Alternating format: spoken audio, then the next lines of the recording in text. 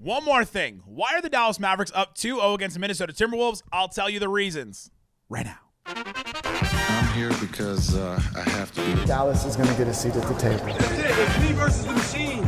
I'm tired as hell.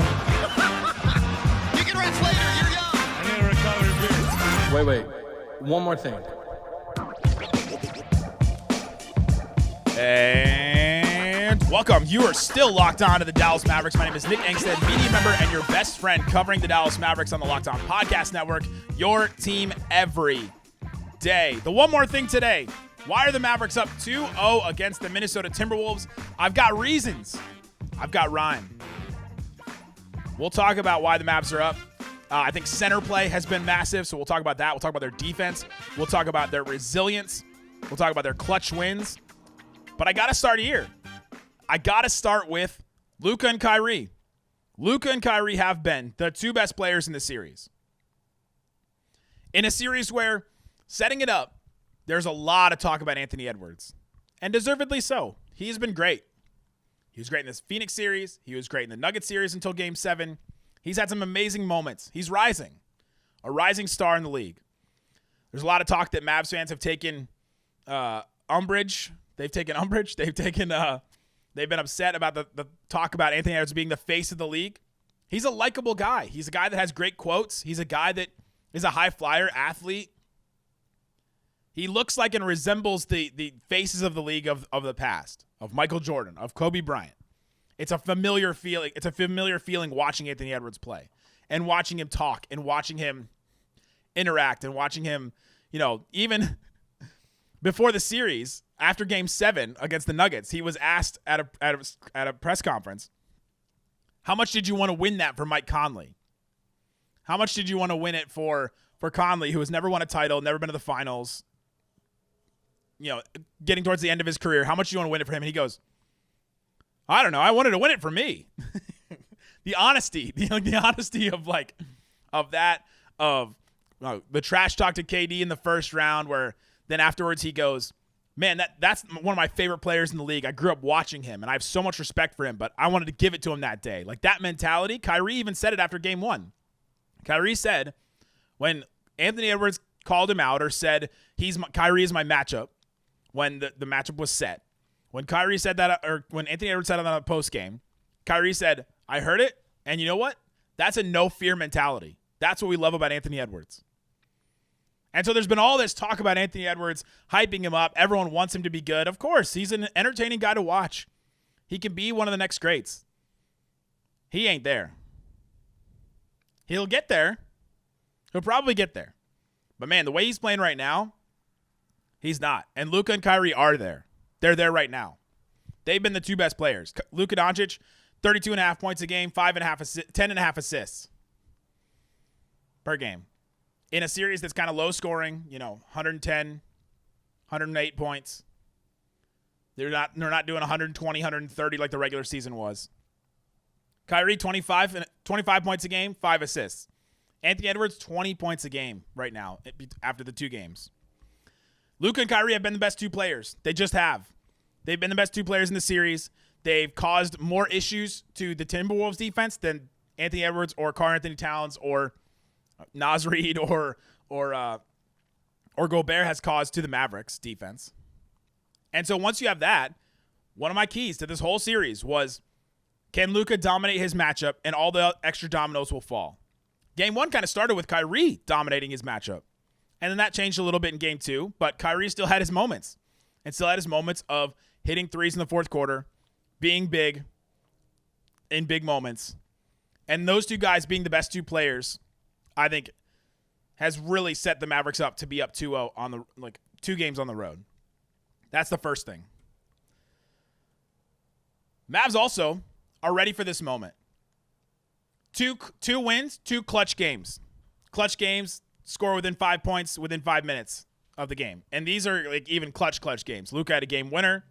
The Mavs were down by 4 with 3 minutes or so left in Game 1. Mavs were only up 2 with a couple of seconds left. 2 clutch games. And in Game 1, you got Luka with 15 points in the fourth quarter. PJ Washington hit the go-ahead 3 with 2 minutes left.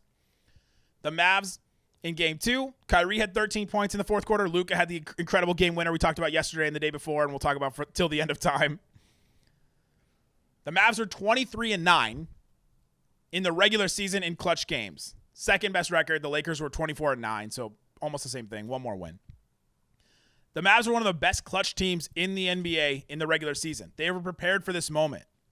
They've been so much better than they were a season before.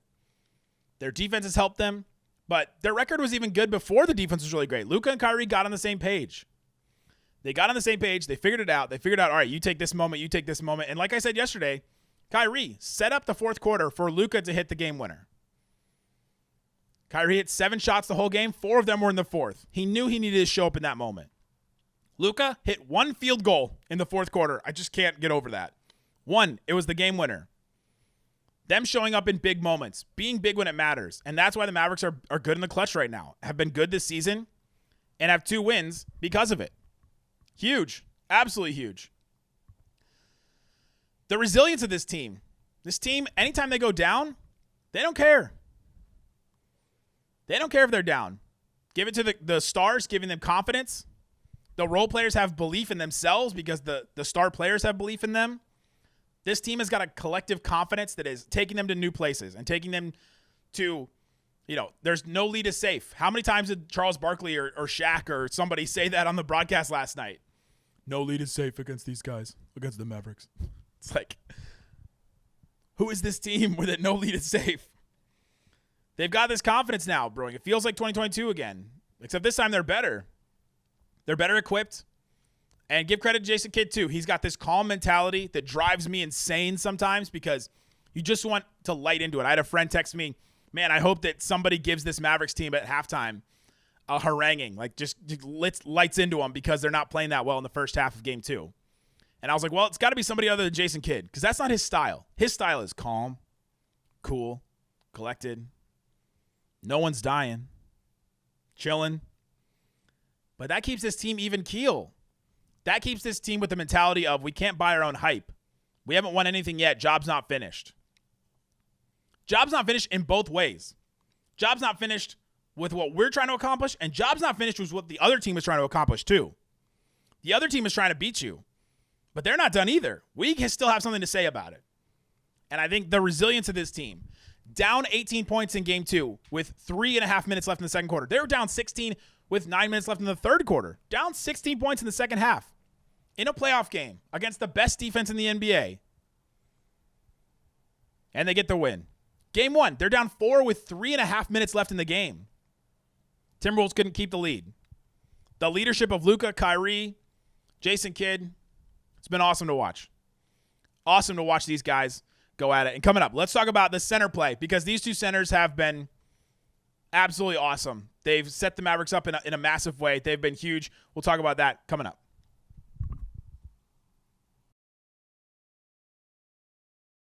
Patience, the formula for winning championships that the Mavericks could potentially win, is also what keeps your ride or die car, truck, SUV, suburban, van, whatever you got, U-Haul trailer, alive. eBay Motors is everything you need to maintain your vehicle.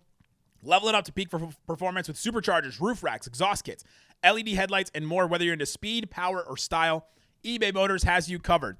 With over 122 million different parts to choose from for your number one ride or die, you'll find exactly what you need for your car. And with eBay's guaranteed fit, that part is going to fit your car the first time, guaranteed every time, or your money back. Because with eBay Motors, you're burning rubber and not cash. With all the parts you need at the prices you want, it's easy to make your car the MVP and bring home huge wins. Keep your ride or die alive at ebaymotors.com. Eligible items only. Exclusions apply. eBay guaranteed fit only available to U.S. customers.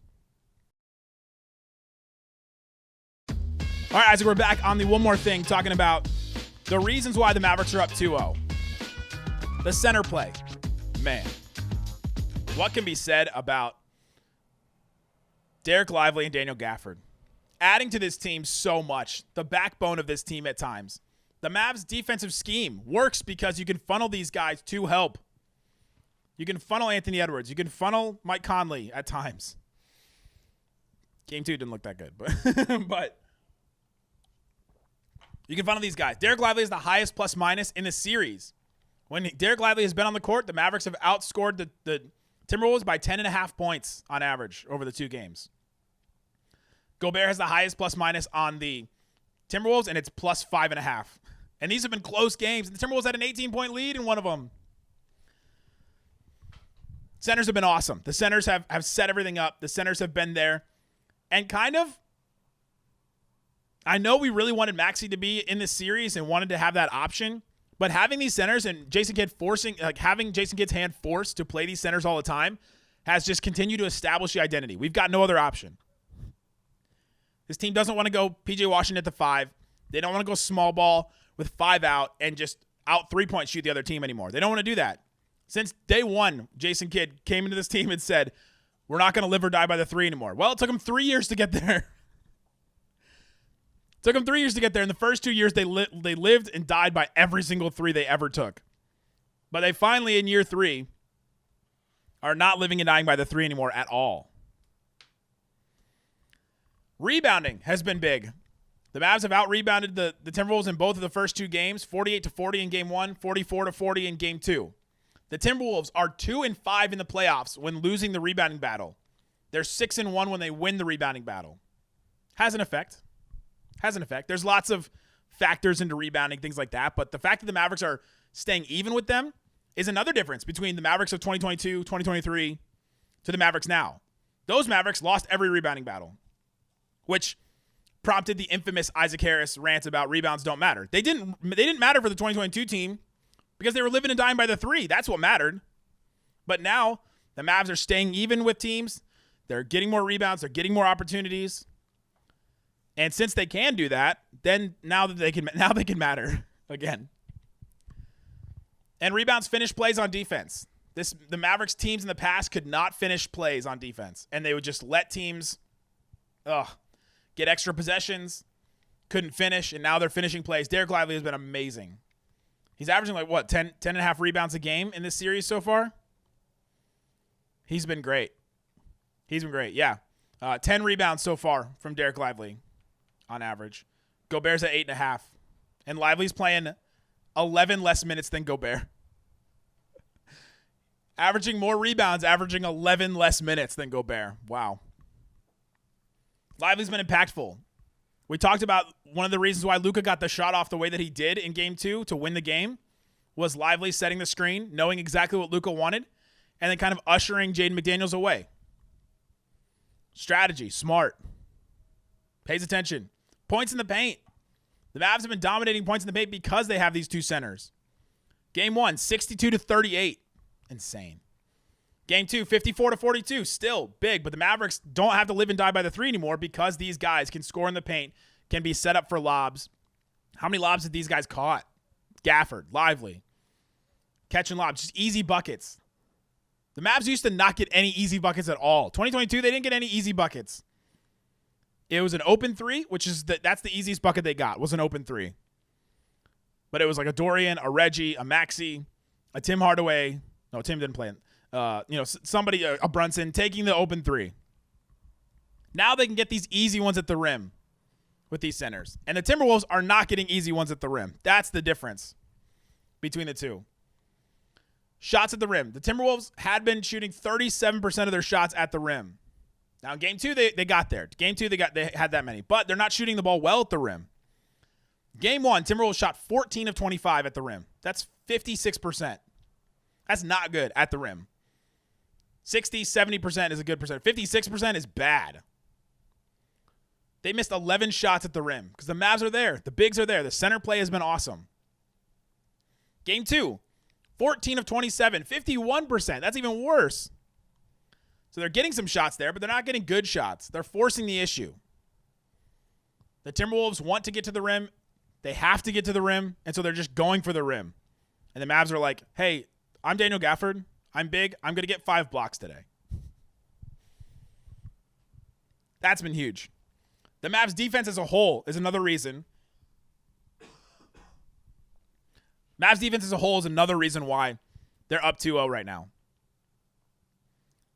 The 3-point shooting variance has been wild. And I think the Mavs have, since they've become this good defense, their defense has kind of warmed up through the game. It's like they get in a rhythm. They figured out the rhythm of their rotations. And I think that really matters. The rhythm of their rotations, figuring out, okay, where do I go now? Who do I follow? Who do I go with? When do I go to the ball? When does somebody else go to the ball? What position am I in? What is it? What is this player going to? What is Anthony Edwards going to do on this play? And then they get a rhythm of it. First half of game 1, Timberwolves shot 11 of 25 from 3, 44%. Second half of game 1, 7 of 24, 29%. Game 2, Timberwolves shot 8 of 17 in the first half, 47%. Amazing. Game 2, second half, 4 of 14, 28%. It's the same script. The same script. The Timberwolves are hitting a bunch of threes in the first half and not hitting any of the threes in the second half. And the Mavs will give it. They'll give them those opportunities, but man, the Mavs are just locking down in the second half. Their defense in the second half has been great. PJ and Dereck Jones Jr. deserve so much credit for what they're doing. Luka gave it to him, gave the credit to him in the TNT postgame. Those two guys have been awesome, chasing guys around, staying in front of guys, staying out of foul trouble, making sure that they guard Cat the way that he doesn't want to be guarding Anthony Edwards and sticking with him, making sure he can't just slip by them easy. They've been absolutely awesome. The defense has been one of the reasons why the Mavs are where they are, why they're up 2-0. Let me know in the comment section on YouTube. It's another reason why the Mavs are up 2-0 so far. Guys, thanks so much for listening to the One More Thing on Locked On Mavs. Peace out. Boom!